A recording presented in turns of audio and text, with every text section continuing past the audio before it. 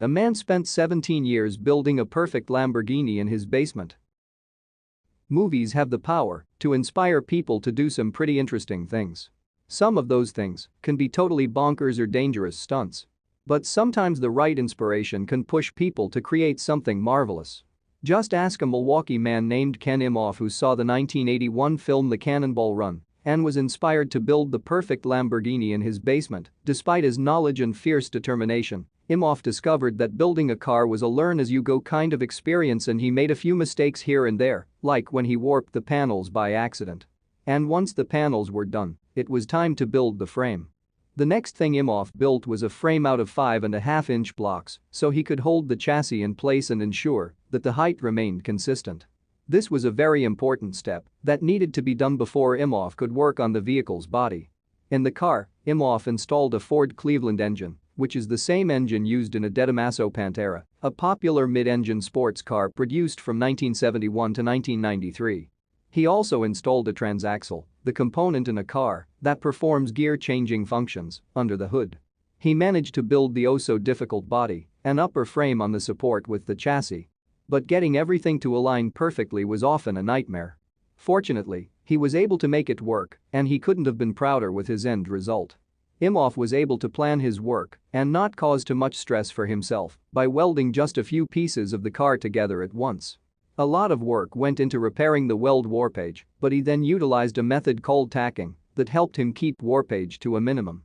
Ken Imhoff was born in Oxford, England, when his father was in the Air Force. Once his dad completed his assignment, the entire family moved back to the United States and settled in Milwaukee, Wisconsin, where Imhoff's love for cars grew stronger. As you can see from this 1958 photo, Imhoff loved cars from a very young age. His father made this sports car chassis that he used to pretend to drive. His love for motor vehicles became stronger over the years. But there was one car in particular that he loved most of all. Years ago, Imhoff was watching the 1981 film, The Cannonball Run starring Burt Reynolds. The film was about a team of competitors that participate in a wild and highly illegal car race across America. The drivers used every dirty trick in the book to become the ultimate winner. But it was one car in particular that later sent Imhoff on a 17-year mission. The Lamborghini Countach was one of the vehicles featured in the Cannonball Run. It was slick, slim and futuristic. The design really blew Imhoff's mind. The memory of the vehicle continued to haunt him years after he'd seen the film. He just couldn't get it out of his head. Almost a decade had passed since he had seen the Lamborghini Countach on his TV screen, and after giving it much thought, he was finally ready to turn fantasy into reality. He could have saved up some money to buy one, but he had an even bigger idea in mind. Imhoff wanted to build a Lamborghini Countach from scratch.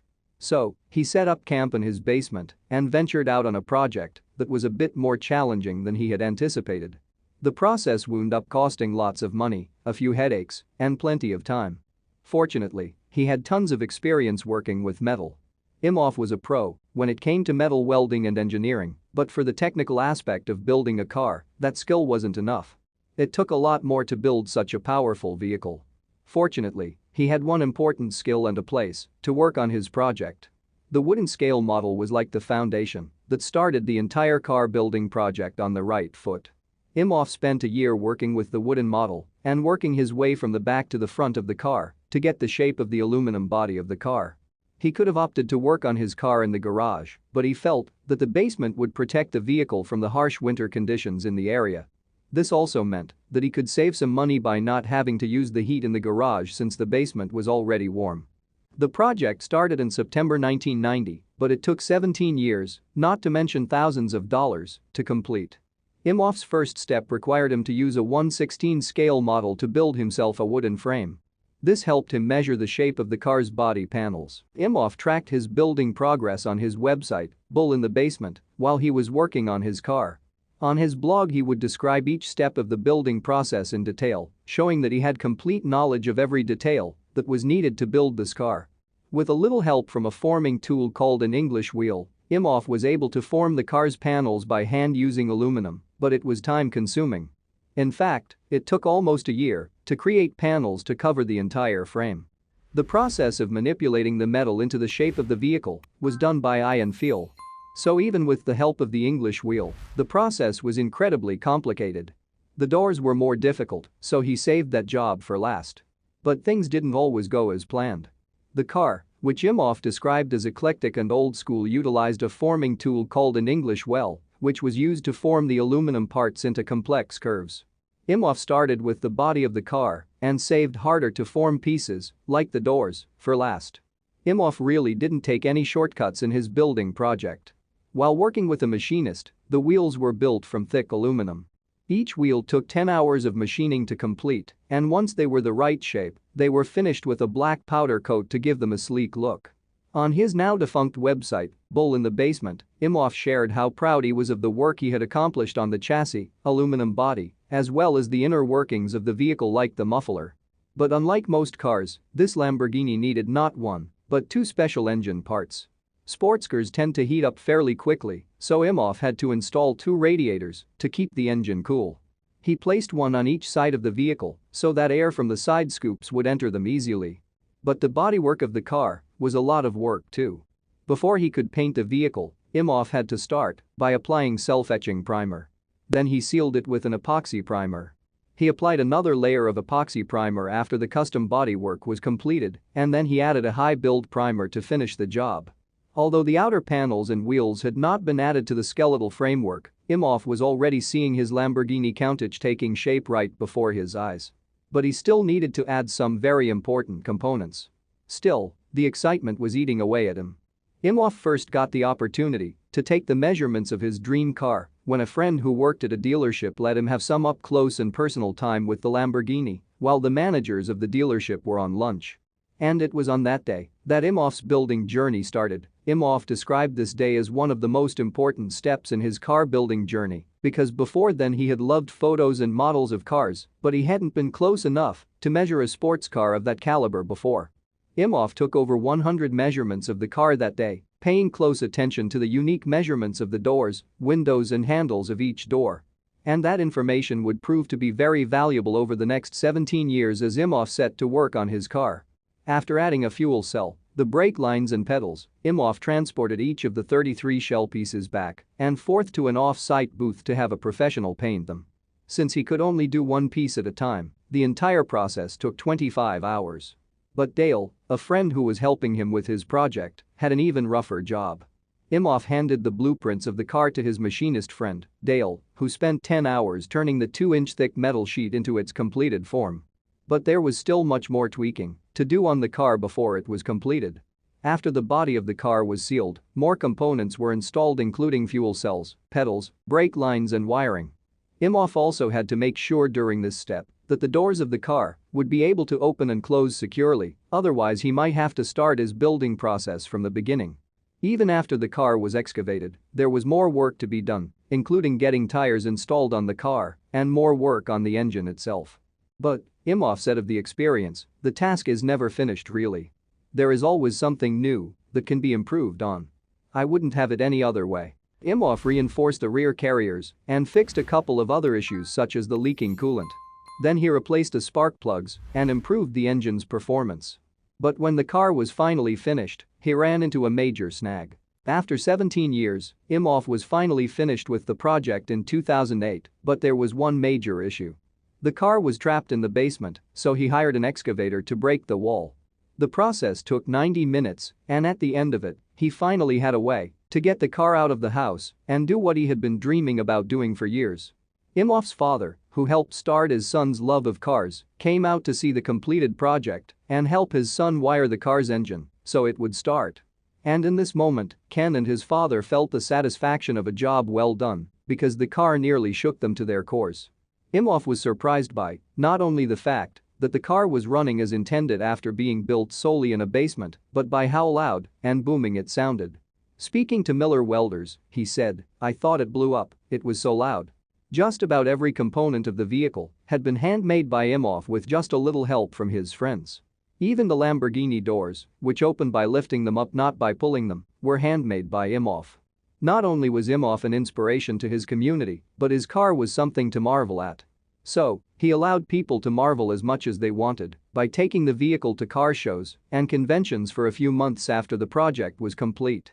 While the car was being shown, Imhoff would take to the stage to speak about his feat of engineering and the perseverance it took to complete such a daunting task. He and his wife Eileen talked to newspapers, radio stations and other audiences about how building this car changed their lives. Ken's wife Eileen was also a great helper in making the car a reality. While they were still dating, Eileen lent Ken money to buy a transmission and Ken started work on the Lamborghini just after the couple's honeymoon, proving that the love of cars is in both of their hearts. While some people might think that it's crazy to sell the car that Imhoff spent so many years painstakingly building, he didn't think it was so strange. He didn't want to keep up with the mounting costs of maintaining the vehicle, and now that it no longer fit in the basement, he would have had to put an addition on his garage to store it. The building of the car also culminated with many pivotal moments in Imhoff's life. When he first started building the car, he spent so many countless hours in the basement that he started to strain his relationship with his family. Imhoff, who underwent treatment for stage 4 cancer in 2014, initially put the car up for sale on eBay, but a Wisconsin pastor named Doug Redford changed his mind and convinced him to take what he had created on the road as a ministry tool to represent a message of faith, family, and most importantly, perseverance. After his wife pleaded with him, Imhoff began to spend more time away from his project and more time with his family, which proved to be the right choice. And that's why the project took so many years to finish. But Imhoff wasn't the only person working on the car. Imhoff's wife also assisted him in building the car because it took many hands to lift some heavy pieces of machinery. By the time Ken's kids got old enough, they were able to assist their father too. And Imhoff had many moments of realization while making this car, like when his daughter got sick and was nearly paralyzed. After she recovered, Imhoff realized that his family was a lot more important than any car. In the end, Imhoff decided to part ways with his car for good because it reminded him of all of the turmoil he went through in all of the years it took him to build it. In 2014, he said, "It was a scar I was wearing in my heart. Every time I looked at it, it reminded me of who I used to be." Imhoff was reminded of his life's priorities while he was building the car, and he liked to use it as a symbol to teach other people to do the same in their lives. Because in the end, some great things can be built once you figure those things out. Despite all the years he spent working on the vehicle and Pastor Reford's advice, the Lamborghini Countach was eventually sold to a new owner in Miami in September 2016. There's no word on whether Imhoff's health improved, but his project remains a symbol of perseverance for seeing the project through to the end. It was Imhoff's father's love of cars that originally started Ken on a path of building this car, and it was his wife and children that actually helped him physically build the vehicle, proving to Imhoff that family was the most important thing to him.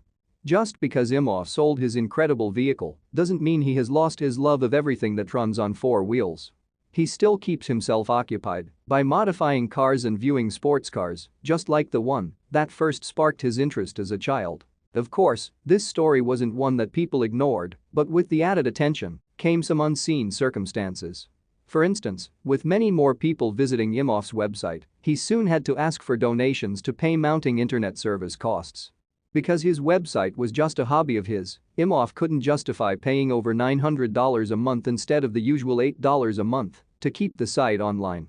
But even though his website and blog is no longer live, people all over the world still hear about his magnificent car. Through videos and articles, Imhoff will forever be known for his terrific feat of manufacturing. But the public reaction was something that Imhoff never envisioned for himself, and the public outreach to his request for donations was enough to keep the site online for a while.